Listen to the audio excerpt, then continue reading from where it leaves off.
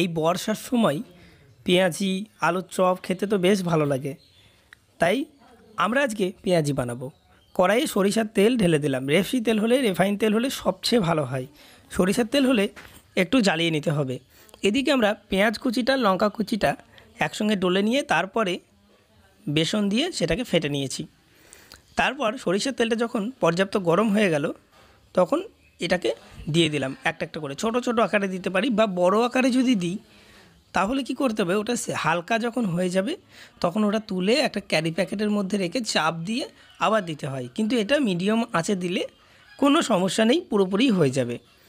এবার মেন কথাটা হচ্ছে, পেঁয়াজি করতে বেশি সময় লাগে না এবং খুব অল্প সময়ের মধ্যে হয়, কিন্তু আঁচ জোরে দেওয়া যাবে না। আঁচ জোরে দিলেই এটা মোটামুটি বাইরেটা হয়ে যাবে, ভিতরটা হবে না। খুব সুন্দর লাগছিল। মুড়ির সঙ্গে একবার হলেও খেয়ে দেখুন, রেসিপিটা খুব ভালো।